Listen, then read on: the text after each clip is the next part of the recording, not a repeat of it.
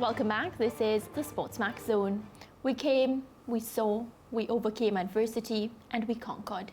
The words of Trinidad and Tobago Red Force captain Caron Pollard following his side's 152-run win over Guyana Jaguars in the final of the CG Insurance Super50 Cup at the Coolidge Cricket Ground in Antigua last Saturday.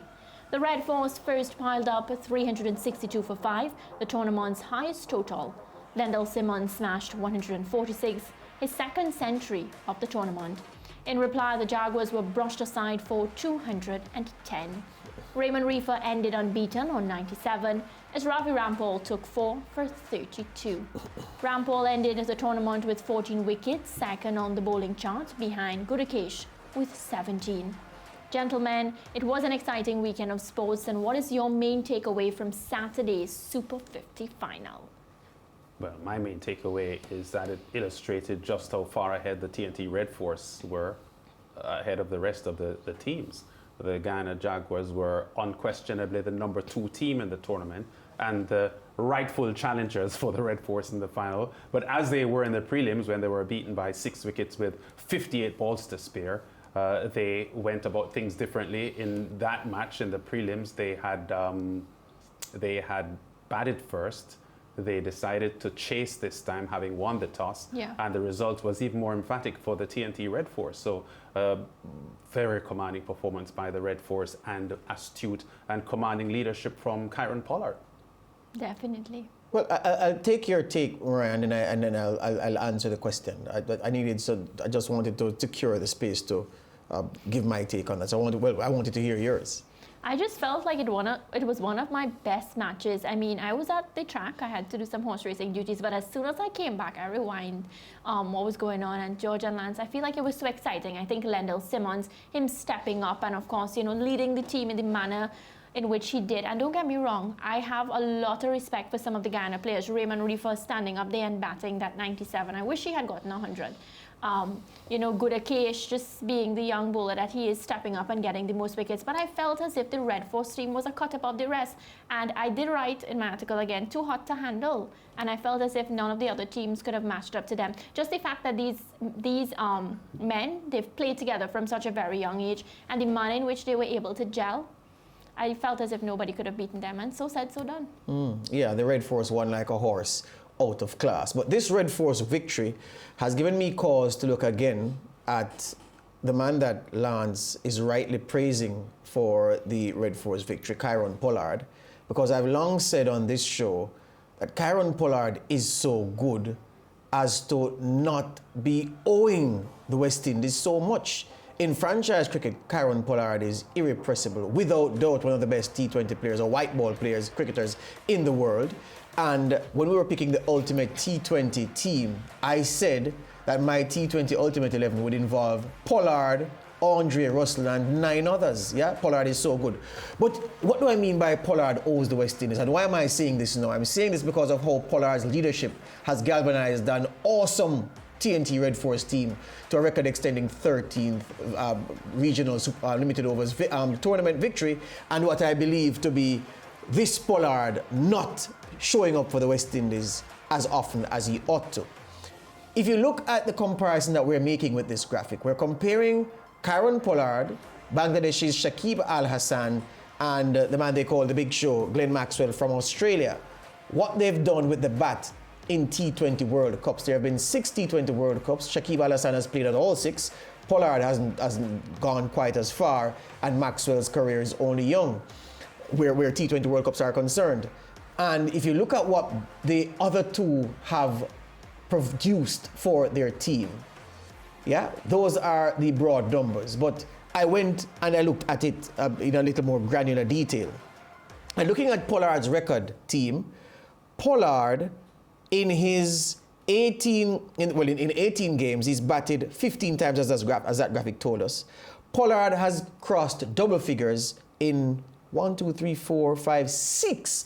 Only in 6 of his 15 innings has he passed double figures. He has a highest score of 38. There are a lot of single-digit scores here, and his aggregate 164, as the graph told us, is not impressive by any measure from the 18 matches in which he's been involved in and the 15 times he has batted. If you look at Shakib Al Hassan, the number of times he's passed double figures, too many to count. And whereas Pollard's high water mark is 38 not out, Shakib Al Hassan at T20 World Cups has a 47. He has an 84. He has a 66. He has a 50. He has a 33. He has many scores in the 20s and in the 30s. And he has played 25 games in the T20 World Cup. And this is what his production is, vastly superior to Kieron Pollard. If you look at Glenn Maxwell, who in the 13 games he's played in T20 World Cup history, he's batted 10 times. He has scores of 74, 45, 23, 22, 26, 30, and 31 again. In only a smaller data set than Kieron Pollard, his batting numbers are tremendous when compared to Pollard. They dwarf Pollard's numbers. Now, ask anybody in T20 cricket, at their best, which of these men would you put in your T20 side? And not many people would trump for any of the other two over Kieron Pollard. And yet, Kieron Pollard's reputation is built on what he has done with franchise cricket. But when it comes to the maroon of the West Indies, he seems inhibited. He seems shackled. He doesn't seem to be the game changer that he is everywhere else he plays cricket. He doesn't seem to be the man with the impetus to check the impetus of the opposing team, to turn the game in the tide of his team. He doesn't do that for the West Indies. And I'm looking at these numbers and I'm wondering why. And I'm wondering if now that if all goes well, he should be going to the T20 World Cup later this year, fit and as West Indies captain. If the burden of having everything pointed at him, every failure, your fault. Success, the team's fault, because that's how life and sport goes. If this will galvanize Pollard to represent his true self at T20 World Cups, rather than just being a very, very ordinary player in T20 World Cups, relative to the others on the top all-rounders list, he is not the World Cup Pollard, the T20 World Cup Pollard is rubbish. Well, the T20 World Cup Pollard is rubbish. The franchise cricket Pollard, white ball Pollard is world class. We want to see world class Pollard for the West Indies. Well, what I feel is the Pollard that we are seeing now is somebody who is so much more confident than the Pollard that represented previously. I feel as if this team that was selected, Pollard had a lot to say in it when you look at the names, the relations with the players that has been selected. You know, it's really close. It's very close. It has grown. So I feel like the confidence level that he is at right now, there's no stopping him. I feel like it's a different mindset as the Pollard we knew before, and that is what will help him to lift this team.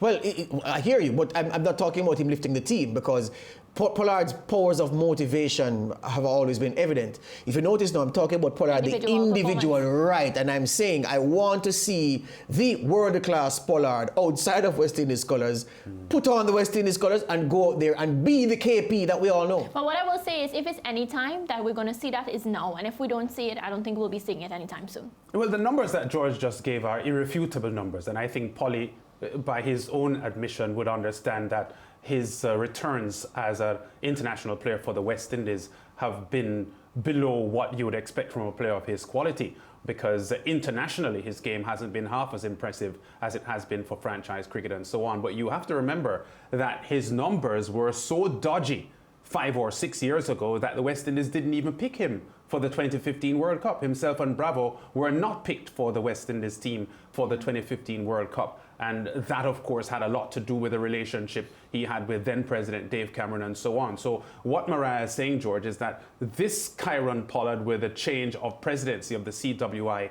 appears to be a different person. His mindset and his execution of his game for the West Indies appears to be different now from what it had been. And hopefully, because George, you are right, that we need to see these numbers transformed for the West Indies. It's all well and good for Kieron Pollard as an individual to boast these numbers in IPL cricket, franchise cricket, and even for TNT Red Force and the tridents that he had some success for in the past. But we need to see it for the West Indies team because it's there and he has to bring it out. Definitely hoping to see it soon. Well, Chris Gayle says his heart belongs to the West Indies team as he addressed members of the regional media earlier today on a Zoom call.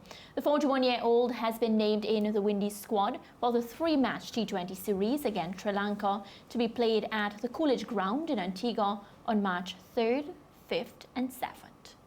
Sometimes, like back then, I thought about actually, walk away from the game. And then people said, no, don't do it, stay and play as long as possible. So I decided to say I'm going to actually, continue playing the game of cricket. And, I wasn't really actually thinking down this road, to be honest. I was like, I'm going to play franchise cricket and exploit my talent more, entertain the people as much as possible.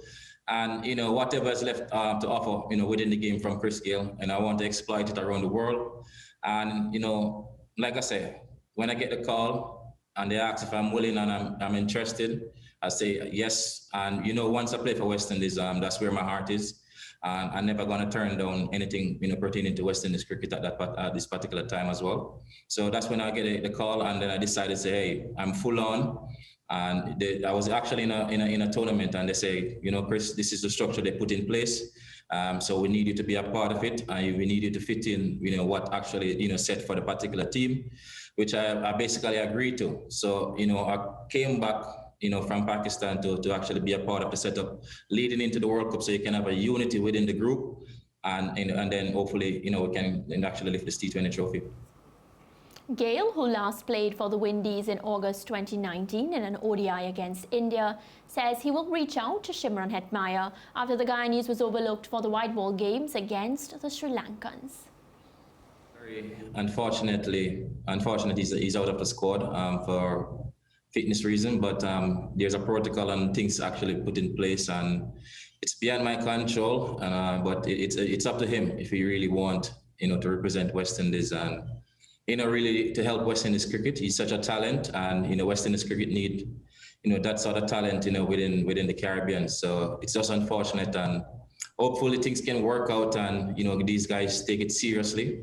And because these guys are the future, a guy like Hetmyer with his talent, he's the future.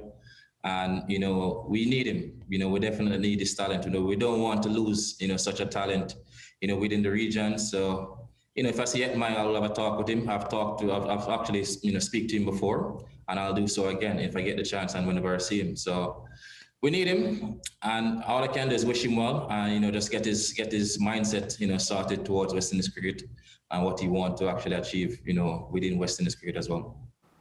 I genuinely appreciate when players who's walked the path before reach out to the younger ones. I know my sister as well, whenever she talks about it, she enjoys comments from older players, the Anisa Mohammed, the Marissa Aguilera. She welcomes comments from them. Lance, what do you think about Gayle's initiative? He's going to reach out and talk to Hetmyer about his fitness, and of course he's excited to be back in the Windies team. Yeah, well, obviously we all recognize Hetty as a solid talent, a young player developing. Good news coming in the last few hours that he has been retested and he has now passed the fitness test himself and Roston Chase. So I think they will both be considered for the test squad, which has not yet been announced. But a lot has to be said about the testing process because there are some unanswered questions here, and there needs to be some clarity coming from Cricket West Indies regarding the tests and who is given what tests and if the same test is given to everyone, because there are a lot of questions being asked. George? Chris, we're at maturity well. All right. Well, gentlemen, as we go to the break, will the returning Chris Gayle and Fidel Edwards make a difference for the West Indies against Sri Lanka? We're inviting you to send us a voice note and we'll play it on the show later today.